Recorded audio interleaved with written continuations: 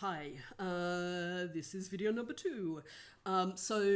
We're only splitting this up into 2 videos, and I really just want you to take a bit of time to actually look at some of these and to scoot around and just see how people are writing in these spaces, what they're writing, and if they're writing in other spaces like they're writers of the work that you've been reading, is it different? So I kick off actually with one of the people who you have read and in fact are reading in the final week, which is Anita Heiss. So Anita is a well-respected writer. She's a Wiradjuri writer. She's an academic. She's quite a remarkable presence in not just the literary world in Australia, but also in the world of thinking about the public discourse on First Nations creativity. And so to that end, she's maintained her blog site. You know, we talked a bit in the last one about blogs maybe having had their day as individual spaces, but also that when they persist, they actually have to have a very strong hand in understanding who the audience is and why that work is going out in that way. And Anita Heiss's blog absolutely does that. It is a gorgeous read. It's the piece that you're looking at the moment. She's listing favourite First Nations reads.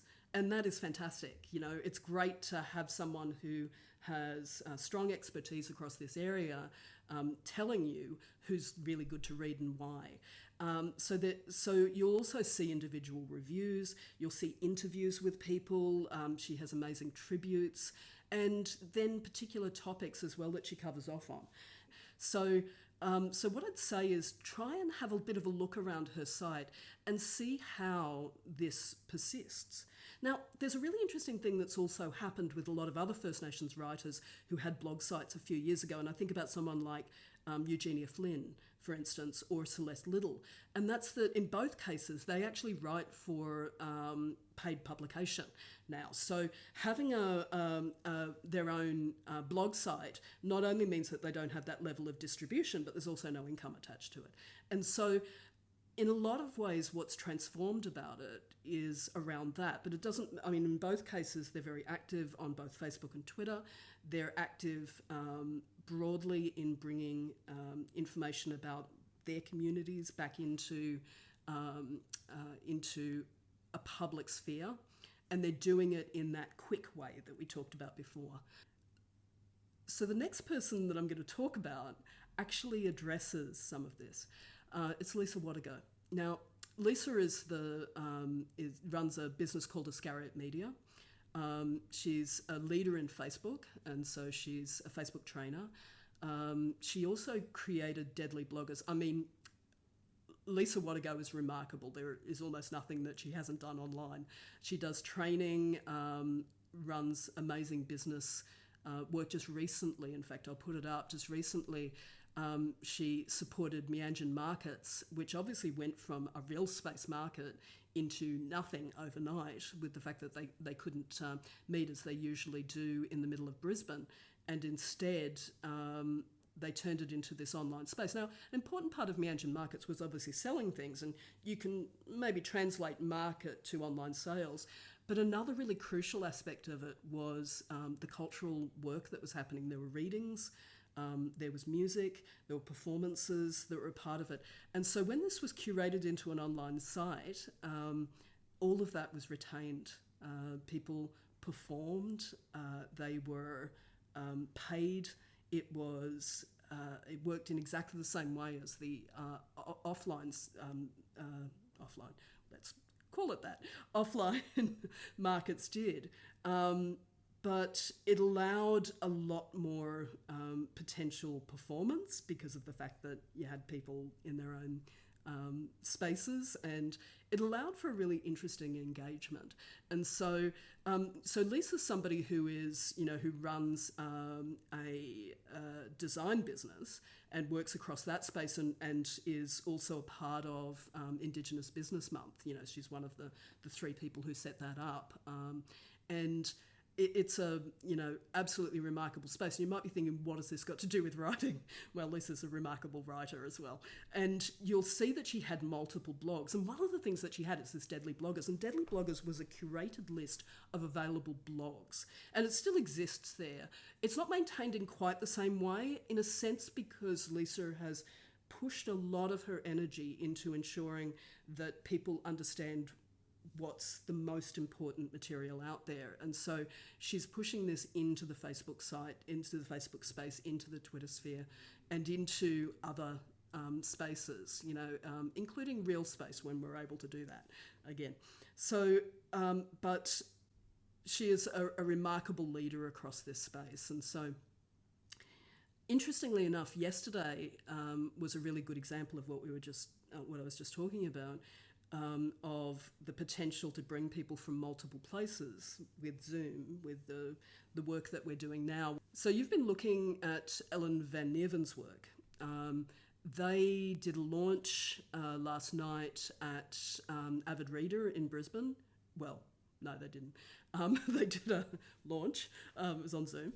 And that was a remarkable process, because there were people joining from all over the country who wouldn't normally have been able to come into an event that was held in Brisbane. And so the launch of Throat, so this is the new work. You've read the work by Van Neerven of The Heat and Light, but this is the new one that's just come out. It's a remarkable body of work, of poetry. And it covers off on a whole lot of really interesting areas.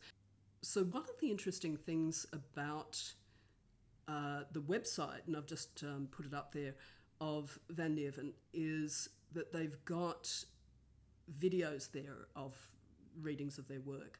It's a website, it's not a blog site, but it's talking again about that idea of shaping the individual experience. One of the things that about Van Neerven is that there was a massive amount of criticism about them, and that, has probably shaped their approach to how they curate their presence in an online space. And so as a result, this becomes one of the few places that you can engage with Van Neerven, unlike a lot of other First Nations writers. And so you can see someone like Karen Wilde on Twitter, you can see someone like Anita Heiss on Twitter or on Facebook.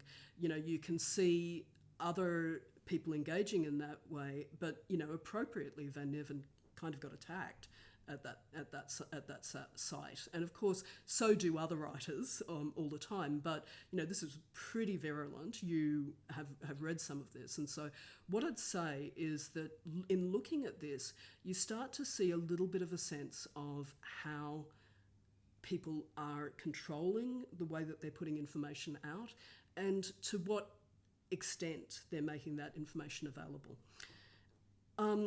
So a few years ago, there was a list compiled by Professor Bronwyn Carlson. Now, Bronwyn researches and writes about social media. She's a professor at Macquarie University, and she does remarkable work across Indigenous engagement in social media. She had written a piece for The Conversation, and it's going back to, I think it's 2016. And a lot of the people who Bronwyn writes about are writing in really different ways now. And so it's really worth looking in social media. It's really worth looking at how she's discussed them. So I've put up a link to that, but I'm also just flashing it up on the screen as well, just in the first instance. So she had framed it as 12 deadly Indigenous Australian social media users to follow. And at that stage, even though it's 2016, she is flagging that there is a change that's occurring. So she starts with talking about SOS Black Australia, which was a really crucial movement at the time. It has since become something that exists, I guess, in our history. It's still incredibly crucial issue, but it's not an active campaign, if you like. She starts off actually by talking about the issue of Standing Rock, and you may know about this. If you don't, it's worth a read. You can see some links actually from the site that I'm linking this to, and then the next person that she talks about is Damien Bonson, who runs and is the founder of Black Rainbow. Since she wrote this, it's blown up and it's transformed in how it exists in the online space, and that's thanks to Damien and his team. Then it's Lisa Wadigo, who we've just talked about, and you can see a little bit more of her work here. Then Jo Williams, who is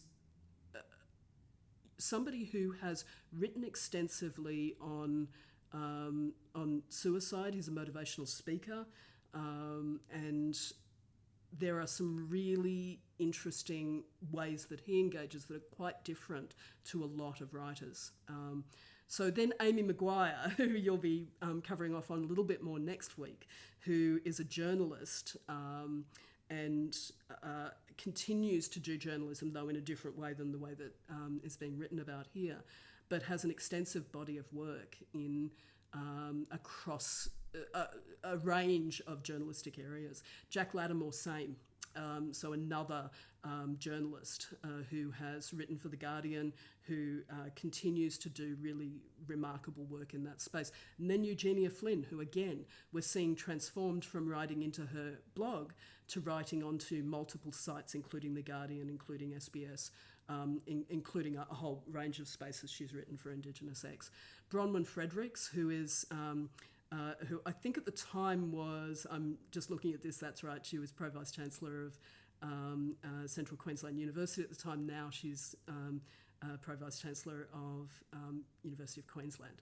And so it's specifically talking about the remarkable work that Bron does there. And then Summer May Finlay, who did some amazing work in concert with a number of other researchers and also with Croaky in bringing May Day, which happens in May, and is an Indigenous health directive, and really focusing on that. Now, since then, she's focused on a whole lot of areas and really a very remarkable thinker. Lenore Geyer, who actually was working with on IH May Day, Indigenous Health May Day, with Summer May as well. So, and then Celeste Little, who is who at the time I think was running Black Feminist Ranter, and continues to use their handle on Twitter, but again, who now writes into a range of different spaces. And of course, when I say writes into, we're also talking about what happens in other spaces like television. So a whole lot of these people you would see on spaces like The Drum, you might see them on Quanda, and you might see them just generally on spaces like NITV and the ABC, SBS, and sometimes commercials as well. So we're seeing a really broad representation of people who are authoring their own information, so they're not being interviewed, they are the writer. And then the final person's me, so the stuff that I do. And I think, they're not the final person. The final person actually is Indigenous X, and specifically Luke Pearson. It's worth looking at the power of Indigenous X. I've written about it, so I'm not going to, and talked about it in the last video, so I'm not going to cover off too much on it, except to say what is incredibly powerful about Indigenous X is that the way that humour has been used in it to challenge and really counter some of the negative narratives of Aboriginal and Torres Strait Islander people has been powerful and has shaped some of the ways that the rest of us have engaged social media. And it's cyclical. I mean, this is also true of Aboriginal and Torres Strait Islander people, that humour is incredibly important. But it's also incredibly important that it was used as a tool in this way. So, and we might want to discuss that. Okay. Thanks.